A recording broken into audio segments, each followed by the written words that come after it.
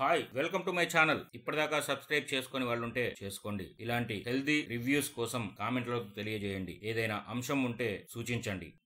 అమెరికాలో ప్రస్తుతం పెను మార్పులు జరుగుతున్నాయి. పెద్ద మొత్తంలో ఉద్యోగాలు పోతున్నాయండి. దీనికి కారణాలేంటి? మీకేమైనా అవగాహన ఉందా? ఇటీవలే ట్రంప్ గెలిచాడు. అందరూ సంబరాలు చేసుకున్నారు. అయితే ట్రంప్ రెండోసారి వచ్చి రాగానే ఎలాన్ మస్క్, వివేక్ రామస్వామిలకు కీలక పదవులు ఇచ్చాడు. ప్రభుత్వం చేపడుతున్న నిర్ణయాలు ఇప్పుడు అందరి మీద ప్రభావం చూపిస్తున్నాయి. మరి ట్రంప్ ఆడిన కొత్త గేమ్ ఏంటో మీకు వివరంగా చెప్తాం. ఇటీవల అమెరికాలో మిలియన్ల మంది ఉద్యోగాలు కోల్పోయారు. లక్షల మంది ఉద్యోగాలు కోతకు గురవుతున్నాయి. ముఖ్యంగా బ్లూ కాలర్ మరియు మిడ్ లెవెల్ ఉద్యోగాలు ఎక్కువగా ప్రభావితమవుతున్నాయి. ఈ పరిస్థితి వల్ల వలసదారులు అంటే మన ఎన్ఆర్ఐల వంటి వాళ్ళు, మధ్యతరగతి ప్రజలు తీవ్రంగా ఇబ్బంది పడుతున్నారు. ఇందులో ఎలాన్ మస్క్, వివేక్ రామస్వామిల పాత్ర ఏంటో చూద్దాం. ట్రంప్ అధ్యక్ష పదవిలోకి వస్తూనే ఎలాన్ మస్క్, వివేక్ రామస్వామి వంటి ప్రముఖులకు కీలక పదవులు ఇచ్చారు. వీరిద్దరూ పారిశ్రామికవేత్తలు. వీరి ప్రాధాన్యత ప్రభుత్వం కంటే కార్పొరేట్ ప్రపంచం వైపే ఎక్కువ అనేది అమెరికాలో చిన్న పిల్లాడిని అడిగినా చెబుతారు. అమెరికా ఏంటండి, మనకు కూడా ఎంతో కొంత అవగాహన ఉంది కదా. వీళ్ళ వ్యూహాలు కార్పొరేట్ దృష్టిలో తయారవుతున్నాయని విశ్లేషకులు అంటున్నారు. ప్రభుత్వంపై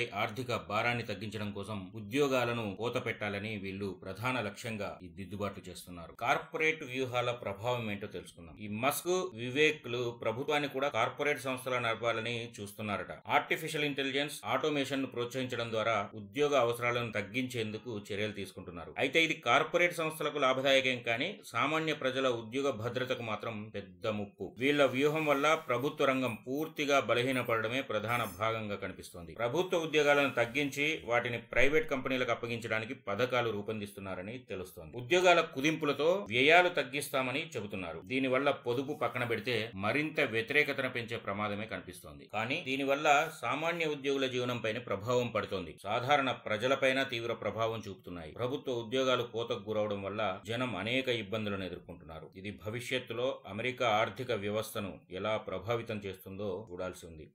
ఈ పరిస్థితులు ఒక్క అమెరికాకే కాదండి, ఇతర దేశాలకు కూడా సంకేతాలు ఇస్తున్నాయి. ప్రపంచవ్యాప్తంగా సాంకేతికత అంటే టెక్నాలజీ పెరిగినప్పటికీ సామాన్యుడి జీవనం దెబ్బతినకుండా, మధ్యతరగతి కుటుంబాలు ఇబ్బందుల పాలు కాకుండా ప్లాన్లు వేయడం, కొత్త నిర్ణయాలు తీసుకోవడం అనేది అవసరం. ఈ టాపిక్ పై మీ అభిప్రాయాలను కామెంట్స్ లో తెలియజేయండి. ఇంకా ఇలాంటి విశ్లేషణల కోసం ఛానల్ ను సబ్స్క్రైబ్ చేసుకోండి.